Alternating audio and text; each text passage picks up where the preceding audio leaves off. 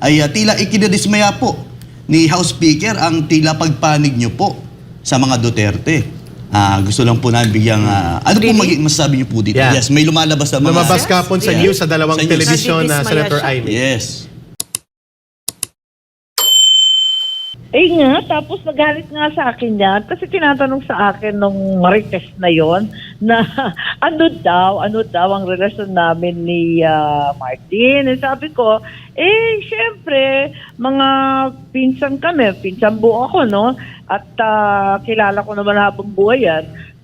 Okay lang naman, pabanjing-banjing lang naman kami. Hindi ko maakalain magiging ganito, ano?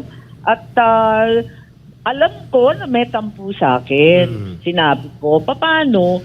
Sinabi ko naman ng loud and clear na hindi na tama ang ginagawa ninyo kay VP Sara at kay Presidente Duterte. Hindi tama yun. Hindi naman nakikipag-away. Sinasabing napakatapang ng mga Duterte. Matapang nga, bait-bait sa atin. Wala namang ginawa kundi tumulong. Nakipag-alyado, kaya nakabalik. Ano pang gusto mo? Ba't natin inaaway ang hindi nakikipag-away? Correct. Nagalit sa akin. Bakit daw ganon? Mas Duterte pa daw ako kesa sa Marcos. Yeah. Sa loob-loob ko, hindi ka naman Marcos, hello. Romualdez.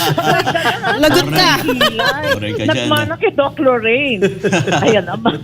Yes, maraming salamat po, Senator. Pero Quotable quote. Yes. Ito po yung kahapon na naging pahayag po ng isa sa ating kongresista na kung saan na wala raw po sa House of Representatives ang nangyayaring People's Initiative na kung saan they're seeking to overpower the Senate.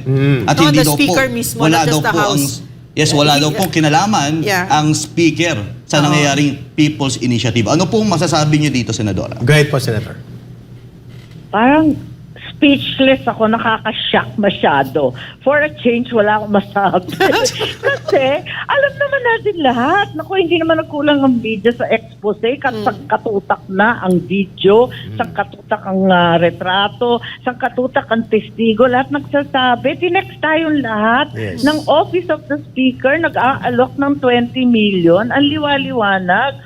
Tapos yung mga nagpa-follow up, Office of the Speaker na naman nagpa-follow up, pass your paper by January 12. Anong sekreto doon? Anong walang kinalaman yung Speaker? Sa bagay, nagbago na rin, hindi na ngayon, lie low na daw yung mga kongresista, lie low na daw yung pinagsabihan mga city mayor. Ang nagpa-follow up ng pirma ngayon, ay mga DPWH kontratista. Bira. Ano ba Nagkabukingan yan? tuloy. Ano ba yan? Nagkabuking ngayon. Nako, talaga naman, ano ba yon? Para mag-pre-qualify ka, kailangan may 20,000 signatures ka. Ano yun? Tama. Lumabas ngayon, Senator Amy, and it's good that it's the information now is coming from you. Pero no less than the President. Itutuloy ko yun Opo. Yung investigasyon, itutuloy ko yun. Very good. Bahala na. Tama. Ang problema lang, sino magtetestigo? Yung pangkaraniwan tao, media, lahat yan, mga video, kompleto tayo. Ang kaso, sino magsasalita ng taga-Congress? Yun ang problema ko. Kasi syempre, ang takot lang nila, masisiro ang distrito. Tama. Senator Amy, speaking of the People's Initiative, no less than your brother, the President Bongbong Marcos Jr., made a dialogue meeting with Senate President Zubiri, Speaker Martin Romualdez, Senator Ligarda, and Congressman Sandro Marcos, and ang kanyang presidential assistant na si Anton Lagdameo. And the Senate President revealed yesterday that no less than the President Marcos Jr. himself said, wag na yung People's Initiative, it divides the country, very divisive. Let the Senate take the lead role in proposing limited provisions changes to the Constitution. And because of that, lumalabas na pinirmahan na ang death sentence ng People's Initiative ng ating presidente ng bansa kung ating pakikinggan ang naging pahayag ng Senate President Mig Zubiri kahapon. Your reaction to this, Senator Amy Tama Marcos? naman. Talaga naman, yung PI na yan, PI nila, sa pangalan pa lang, dead on arrival na, no? Sinabi ko na yan mula sa pulis. Sabi ko, hindi po pwede yan. Kasi ayaw ni Bongbong. Sinabi na niya yan. Hindi pa siya Pangulo. Pinag-usapan na namin. O, yung sa Ligang Batas, paano ba yan? Tapos sabi niya, ay, naku, na tayo papasok-pasok dyan at mauubos ang oras at ang pera sa debate tungkol sa mga provision niyan. Tutukan muna natin ang pagbangon ng ekonomiya at ang taas-taas pa nga ng presyo ng gasolina at bigas. Hindi naman abala ang tao dyan, kundi maganap na maayos na trabaho at pagkain. Bakit naman yan ang papasukan natin? So I knew from the very beginning that he really did not think we should distract ourselves with the talk of the Constitution. When in fact, kung tutuusin, ang dapat manguna sa pagbabago ng konstitusyon, kami, ang pamilya ko. Kasi marami naman nagsasabi at makikita naman sa mga kasulatan na talagang maraming provision doon na mababasa bilang paghisigante sa pamilya Marcos at sa napakahabang termino ng tatay ko.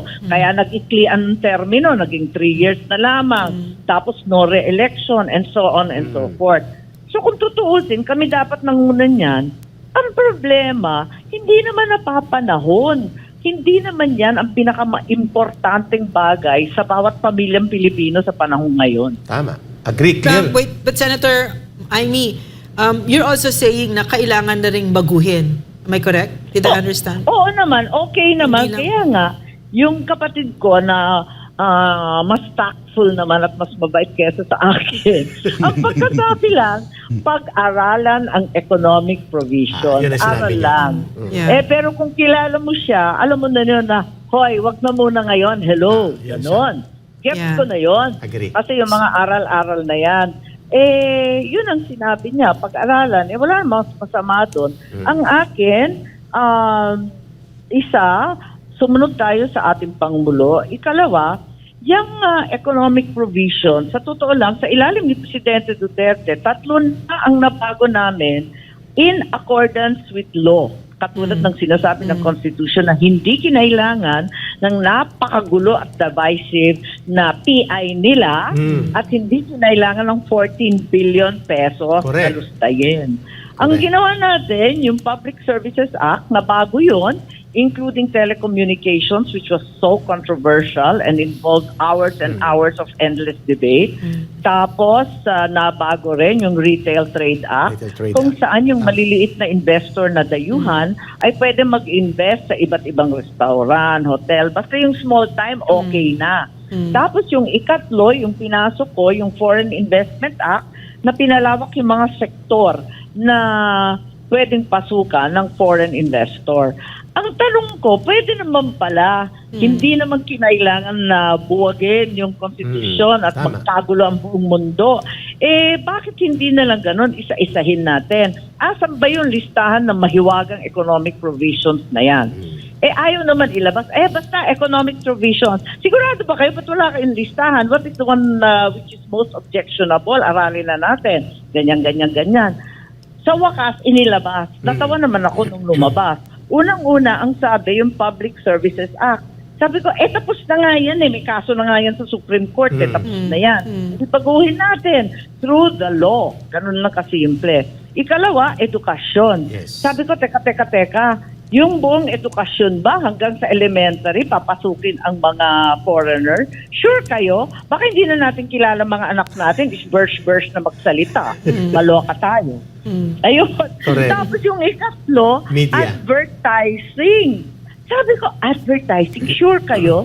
Gagawa pa kayo ng isang katutak na trabaho para sa mga Pilipino? At yung mga dayuhan, marunong ba mag-copyright at magsulat ng kopya na Tagalog speaking? Sure kayo? At napakahalaga ba talaga niyan? It's not really a burning issue today. Kaya eto nga, pag-aaralan daw, pero sa umpisa pa lamang, medyo natatawa na rin ako.